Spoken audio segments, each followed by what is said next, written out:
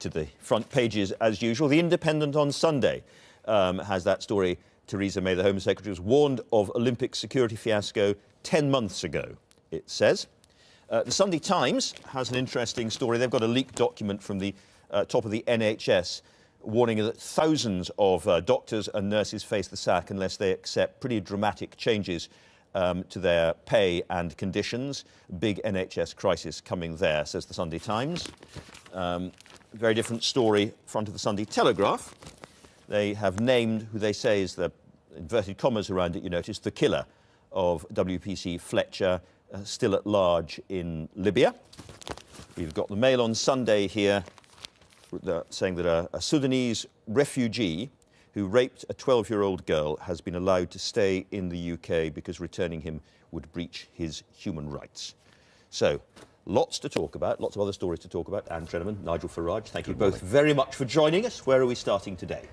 Well, we're starting with G4S because we are suddenly all completely, riveted by this. And the boss of G4S, who has a marvellous name of Nick Buckles, has given an interview to the Sunday Telegraph. Nick Buckles. He's Buckles. And, well, he's buckled in the sense that they say, my Olympics nightmare. And this basically, he's not going to be taking his bonus. So he has to survive with his £823,000 pound salary. It must be really hard for him. But also the other thing in this article is they say that the G4S has only managed to supply 4,000 of the 10,000 security personnel. So 3,500 troops. I don't know, the numbers still don't seem to be adding up. I don't feel like we've got anywhere near what's actually going on. But even better than that, of the 4,000 they've recruited, when he was asked on the radio yesterday, did all of the people they'd employed speak English? He replied, that's a difficult question to answer. Which is interesting. So this is even great. We have no one at all, but... One of the big political stories in the old days was that the public sector was completely useless and the private sector was fantastic. Exactly. And you could always turn... after Barclays, after G4S and all the rest of it, this no longer looks true. It seems to be that there is something in this country that we're not very good at running big organisations, be they public or private. Or big events. Well, we'll see. Yes. Don't go there. Let's carry on. Or governments. Well, quite. Or governments. Quite. And that's the story you've chosen there about the security staff may not speak English. Yeah, I just find that astonishing. And one asks oneself, surely at some point in time, the government, and I guess you'll be asking this later, didn't the government know what a mess G4S were in? And that really is a big question, I think. I know, you certainly don't think it happened on Wednesday, when Theresa May said, the gap crystallised on Wednesday. Right. Well, we'll talk to Jeremy Hunt about that later on.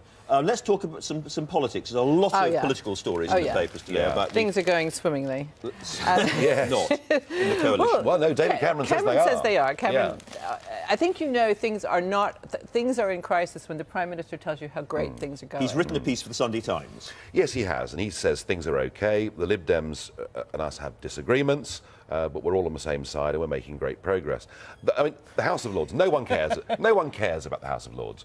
But the real issue here for the coalition is that if House of Lords reform really is scuppered, then are we going to get the boundary changes, which is what the Conservatives desperately want? So that's a real issue. But these are two issues that people in general do not care at all about. I agree with that. And it's amazing that, when the economy is tanking, the Olympics are sort of wobbling forward. Yeah. This is supposed to be the summer of fun, and Westminster is at each other's throat over two issues that people in the country don't care that much about. I agree with that, but there is a bigger disagreement than the disagreement between the Lib Dems and the Tories, and that is the Conservative Party itself is split.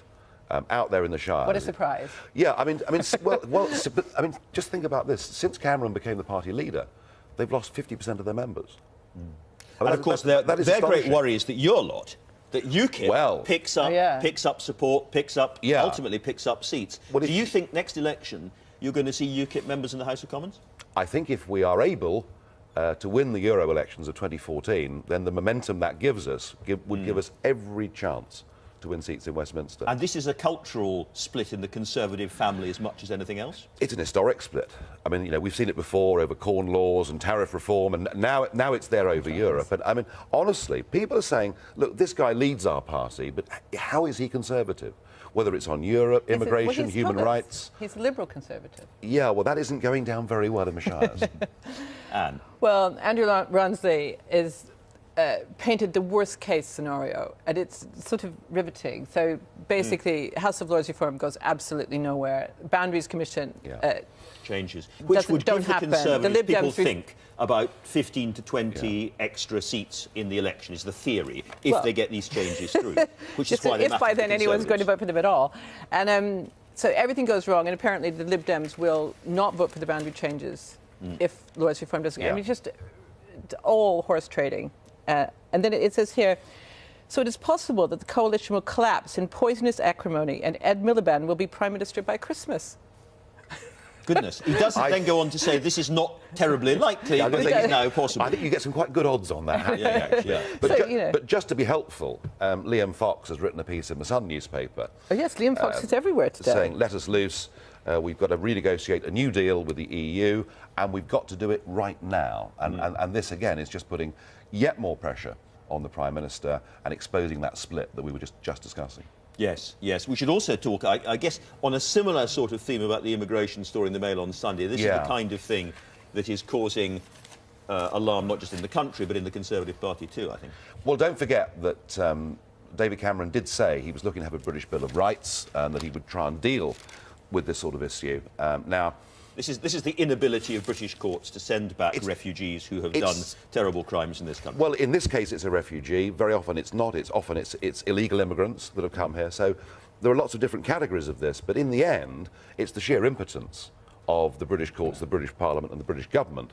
And again, within the Conservative Party, the vast majority of Tory party members and voters would say, we need a completely new deal with the ECHR. But once again, it's our old friend Europe that comes back and dominates issue after issue. Well, we've talked a bit about some of the more extreme possibilities already. Labour in power by Christmas, you mentioned. And you've got another example. You know things are going as swimmingly as David Cameron says when they reprint this picture. Whenever you see this picture, you know that the knives are out. And this has got the great picture of George Osborne. Looking, we think just as he is today. Although you think his sneer has gotten a bit better because he's perfected the sneer, but it's not really. Well, it's I don't know what he's. I don't think that might be a sneer in training, that is. But it's basically saying that Haig is now tipped for his job, and in the Treasury they're sort of wargaming for Osborne's departure and everything. So, things are in crisis. It's. Roll on summer. OK, roll on summer. Yeah. Can we move away from politics now? Or no? Yeah. We can. Let's move away to... I can tell you one thing that there'll be plenty of guards at, and that will be the beach volleyball, which is in Whitehall. Now, this is a very... What the Sunday Times regards as a very worrying story here. Oh, yeah, because it's a little bit cold, just a little bit, some of these girls might have to actually put on clothing. And apparently this means that everyone is going to turn their tickets in. And that means the crowds won't come. This is this hilarious thing. It says, the Prime Minister is not alone in believing that watching women in bikinis is a vital part of the Olympic experience.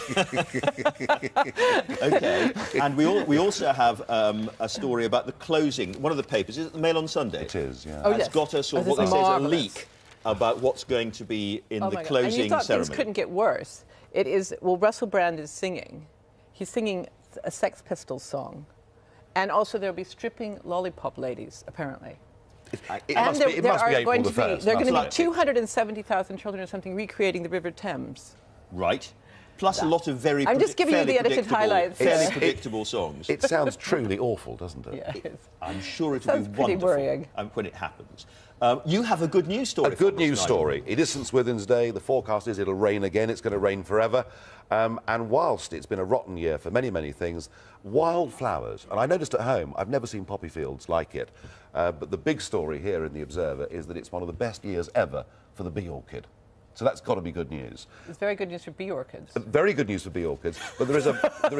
I think we're clutching at straws or at bee orchids. But there is a lovely twist here about the grapevines in Kent and Sussex, saying it's been disastrous for the grapes, and the growers have been forced to use special blow dryers. So there's I don't know how it works, but there are army out there sort of giving everyone sort of new hairdos or That's something. That's a very strange thought. All right. Thank you both very much indeed for that.